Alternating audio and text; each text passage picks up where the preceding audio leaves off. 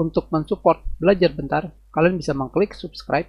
Halo, selamat datang di Belajar Bentar. Sekarang kita akan belajar PowerPoint mengenai section atau seksi. Seperti halnya pada Microsoft Word, PowerPoint juga memiliki fitur section.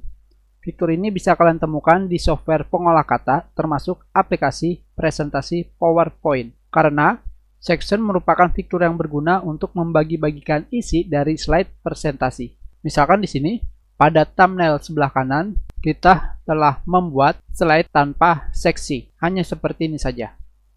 Dari judul, di halaman selanjutnya terdapat halaman A1 sampai C3. Bayangkan jika kalian memiliki lebih dari 20 slide presentasi dan kalian harus mencari slide yang benar, maka kalian harus mencari slide demi slide. Untuk lebih jelasnya, pada slideshow kita aktifkan. Jika kalian ingin mencari slide yang kalian inginkan, kalian harus menuju slide tersebut dengan melakukan navigasi.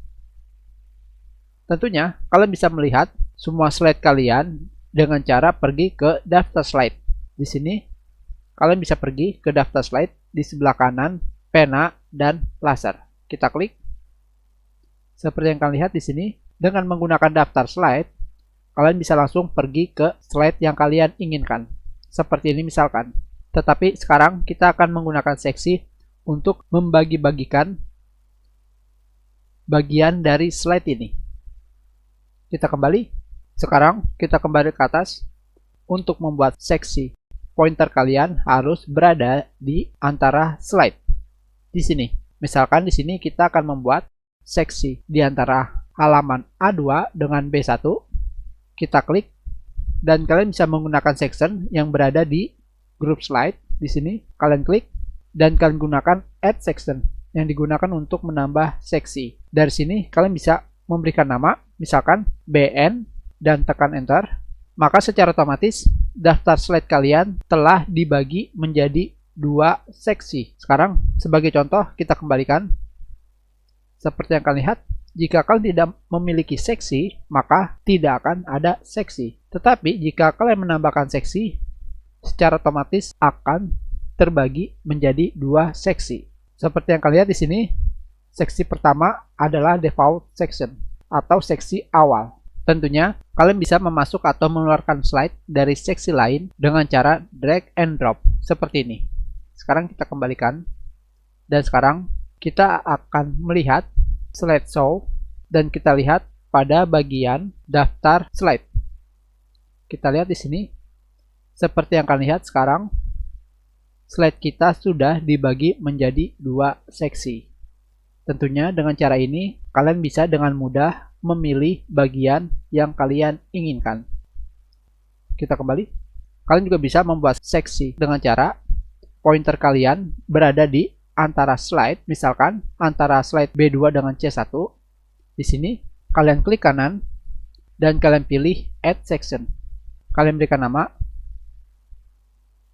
Maka sekarang kita sudah membuat 3 seksi atau 3 bagian. Untuk menampilkan menu kontekstual seksi, pointer kalian harus berada di sebelah kanan nama seksi. Tidak bisa di sini ataupun di sini. Sekarang kita klik kanan, tidak bisa. Dan sekarang kita klik kanan, di sebelah kanan nama seksi seperti ini. Maka kita sudah menampilkan menu kontekstual seksi. Di sini terdapat rename section untuk mengganti nama seksi. Dan selanjutnya di sini kalian bisa memindahkan seksi dengan menggunakan move section up yang tentunya digunakan untuk memindahkan seksi ke atas seperti ini dan ke bawah seperti ini.